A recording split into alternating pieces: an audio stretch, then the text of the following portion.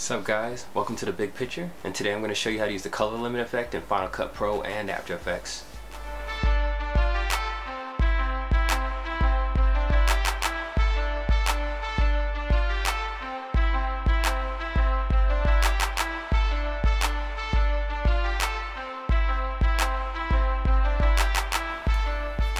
What's up y'all, it's Gio here with a tutorial on how to use the color limit effect in Final Cut Pro.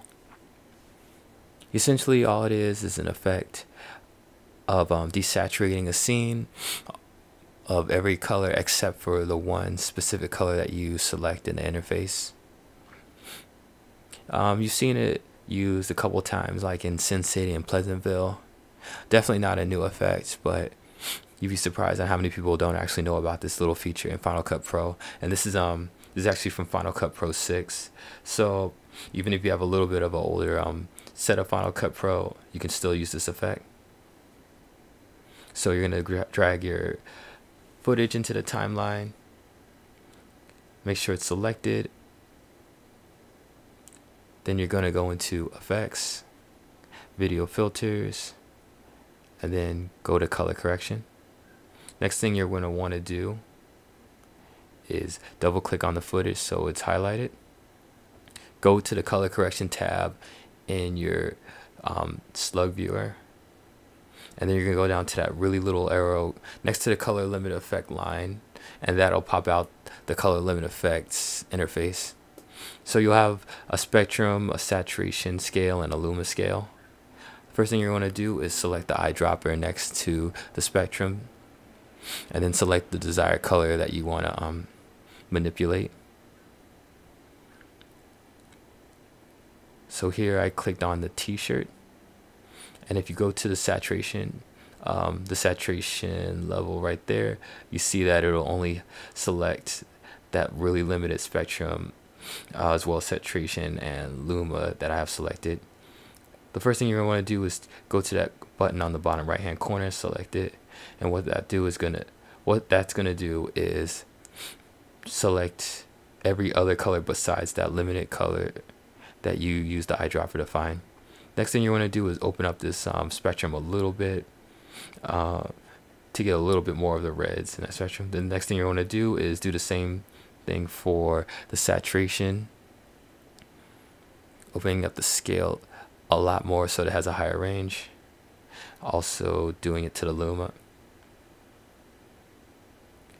Then when you lower your saturation, you can see that everything in the scene except for the red within that parameter has been selected. There is a little bit of spill in my lip area. Also in people who have fairer skin, you tend to see that as well. What you'll want to do is kind of play around with the saturation as well as the luma a little bit until you're getting more of that bolder red to only be selected within the scale.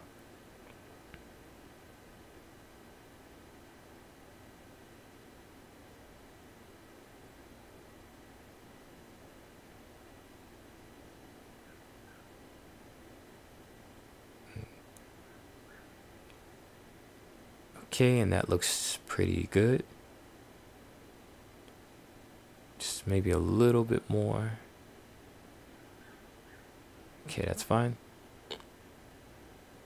So scrubbing through it, you can see that only red objects in the scene have color. Everything else is desaturated. And just as a stylistic, kind of thing for me, I kind of don't like desaturating the other colors too much. I kind of like leaving a little tiny bit of color in the scene. Another thing you can do to kind of get rid of that, what you kind of see as a harsh edge, is mess with the feather softening. And what that does is adds a blur to the color limited matte so that the colors blend into each other a little bit better.